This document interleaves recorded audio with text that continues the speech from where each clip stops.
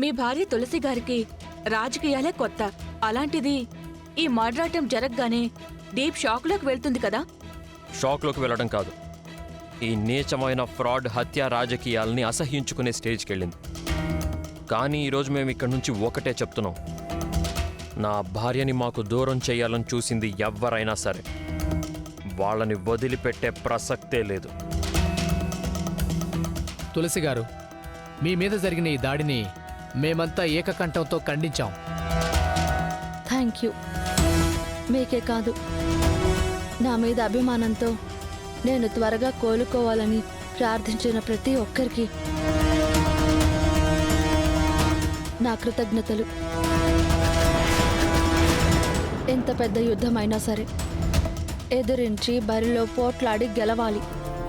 అంతేకాని చాటుగా నిలబడి దొంగ దెబ్బ తీయడం అనేది ఓటమి కన్నా హీనం. నేను తలుచుకుంటే వాళ్ళు ఎవరు ఏంటి అని ఎంక్వైరీ చేసి పట్టుకుని శిక్ష పడేలా చేయటం పెద్ద విషయం కాదు. కానీ మావయ్యకి, మీడియాకి చిన్న రిక్వెస్ట్ ఏంటంటే, వాళ్ళ మీద ఇంకా ఎలాంటి కంప్లైంటు, ఏ కేసు పెట్టద్దు. ఎందుకొద్దంటున్నావమ్మా? వాళ్ళకి ఒక అవకాశం ఇద్దాం అనుకుంటున్నాను మావయ్య. నిజంగా మీకు నాకన్నా బెటర్ అర్హత, పని చేయగలనన్న సామర్థ్యం ఉండి గెలవాలనుకునే తపన ఉంటే రండి, నాతో పోటీ పడండి. ఎదురు నిలబడి కొట్లాడదాం. మీరు నేను తేల్చుకుందాం. ప్రజాస్వామ్యంలో గెలుపు ఎవరిది అనేది ప్రజలే నిర్ణయిస్తారు. మెజారిటీ ఎంత అనేది మనం డిసైడ్ చేద్దాం. Thank you.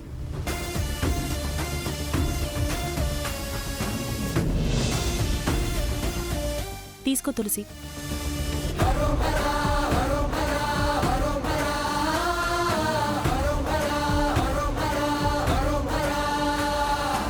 తులసి,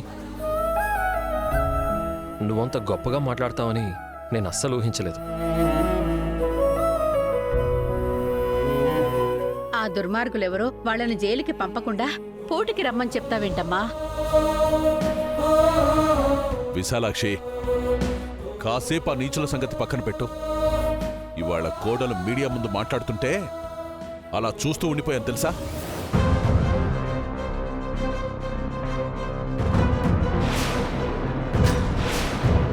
అమ్మా, తులసి ఇంటికొచ్చింది కదా, ఏం మాట్లాడవేంటి?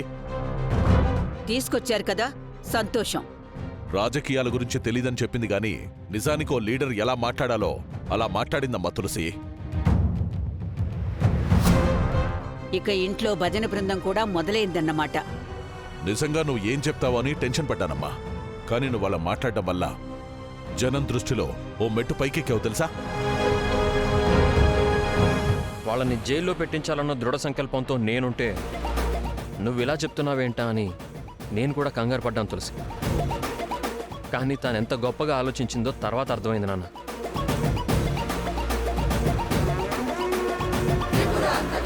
అమ్మా, నువ్వు చెప్తే నమ్మవు గాని తులసి అలా మాట్లాడుతుంటే నాకు ఇందిరమ్మనే గుర్తొచ్చిందమ్మా. ఒక సుష్మా స్వరాజ్ను చూసినట్టు అనిపించింది.